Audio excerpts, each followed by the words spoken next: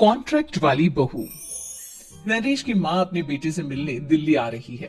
इस बात का पता चलते ही नरेश के दिल में हलचल मच जाती है। नरेश अपनी माँ के स्वागत की तैयारी में लग जाता है।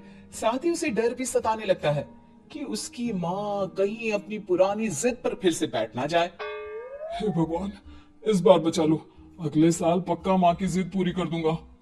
तभी दरवाजे की घंटी बजती है। नरेश दरवाजा खोलता है तो सामने अपने मकान मालिक को देखकर हैरान हो जाता है, क्योंकि उनके साथ एक सुंदर सी लड़की भी थी। नमस्ते अंकल, कुछ काम था, मुझे बुला लेते।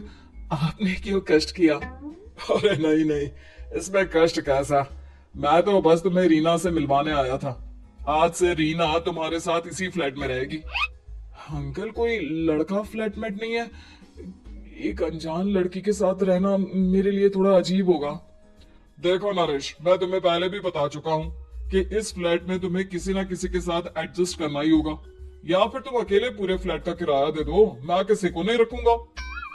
नरेश अपने मकान मालिक की बात सुन के रीना के साथ रहने के लिए तैयार हो जाता है, पर अंदर ही अंदर उसे ये बात खाने लगती है कि वो अपनी माँ को क्या जवाब देगा जब उसकी माँ रीना के बारे में उसे पूछेगी।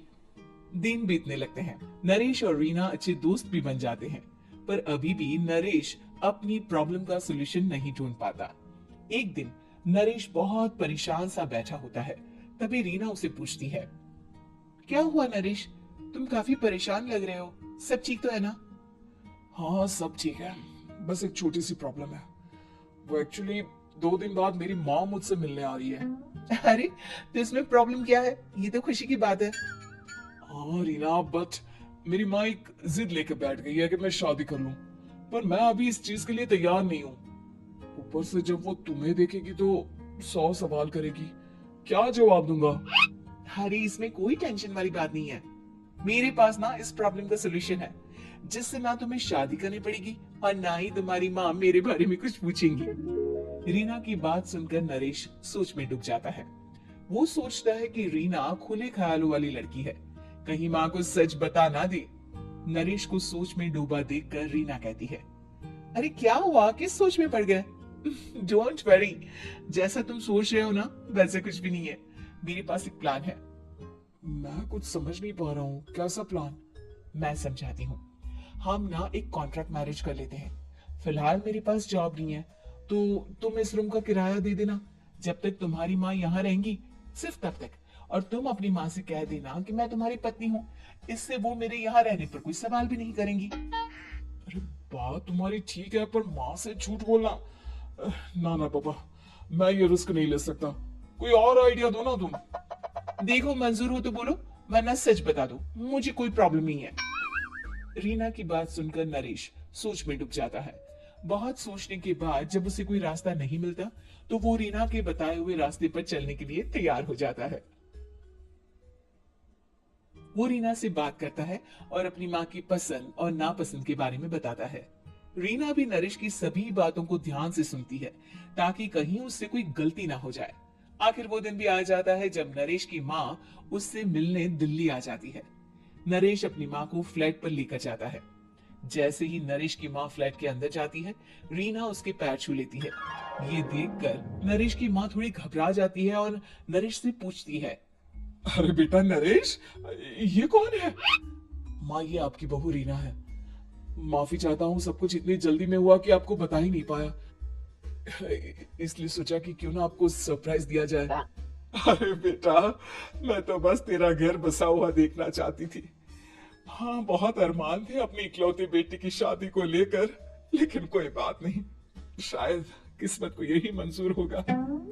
ये कहते ही नरेश की माँ रीना को गले लगा लेती है। रीना बेटिया, मेरा बेटा ना थोड़ा नादान है, पर तुम काफी समझदार लगती हो, और मैं जानती हूँ कि तुम इसका बहुत अच्छे से ध्यान रखोगी। माँ आप चिंता मत कीजिए, मैं सब संभालूंगी। नरेश की माँ अपने बहू और बेटी के साथ खुशी खुशी रहने लगती है। दिन बीतने लगते हैं। नरेश की माँ और रीना का रिश्ता बहुत मजबूत होता चला जाता है। वो दोनों सारा दिन एक साथ रहती और खूब बातें करती। इधर साथ रहते रहते नरेश और रीना भी एक दूसरे से प्यार करने लगते हैं। दोनों को इस बात का एहसास हो जाता है, फिर भी वो इस बात को छुपा कर ही रखते हैं। एक दिन नरेश की माँ और रीना शादी के बारे में बात करने लगते हैं। रीना बिटिया, ये तो नरेश ने मुझे बिना बताए शादी कर ली, वरना मैं तो अपनी इकलौती बेटी की शादी इतनी धूमधाम से करती कि सारी दुनिया देखती रह जाती। अच्छा माँ, आप ऐसा भी क्या करती नरेश और मेरी शादी में जो दुनिया देखती रह जाती? अरे बिटिया, एक माँ के अरमान तुम अभी नहीं समझोगी। मैं तो अपनी बहू को एक रानी की तरह लेकर आती और शादी भी बिल्कुल शाही अंदाज में करती, पर मेरे तो सारे अरमान ऐसे ही रह गए। खैर, मुझे तो अपने बेटे और बहू की खुशी चाहिए बस। ये कहते हुए नरेश की माँ की आंखों में आंसू आ जाते हैं। रीना भी ये सुनकर ख्यालों में खो जाती है, क्योंकि वो भी मन ही मन खुद को नरेश की पत्नी और उसकी माँ की बहू मानने लगी थी। शाम को जब नरेश ऑफिस से घर आता है तो रीना खुद को रोक नहीं पाती और नरेश के सामने उसकी माँ को अपने और नरेश के रिश्ते का सारा सच बता देती है।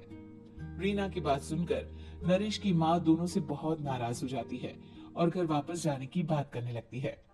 तुम दोनों ने मुझसे सच छुपाकर बहुत ठेस पहुंचाई है मुझे। अब तुम लोगों के साथ नहीं रहना चाहती मैं। कल ही वापस चली जाऊंगी अपने घर। माँ, मुझे माफ कर दो।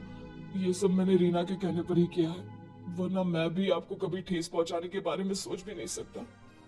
हाँ माँ, हमने ये सिर्फ आपका दिल रखने के लिए किया। प्लीज हम दोनों को माफ कर दीजिए। तुम दोनों ने मेरे अरमानों के साथ खिलवाड़ किया है, और वैसे भी मुझे अपने बेटे के लिए एक अच्छी लड़की ढूंढनी है, इसलिए मेरा यहाँ से जाना ही बेहतर होगा।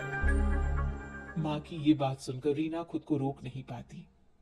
माँ, क्या मैं आपके घर की बहू बनने लायक नहीं हूँ? रीना की बात सुनकर नरेश हैरान रह जाता है। नरेश की माँ भी कुछ समझ नहीं पाती।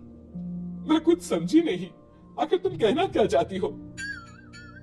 माँ, मैं वो नरेश से बहुत प्यार करती हूँ और साथ ही साथ मैं आपको भी अपनी माँ मान बैठी हूँ। आज जब आपकी बातें सुनी तो खुद को रोक नहीं पाई, इसलिए सारा सच आपको बता दिया।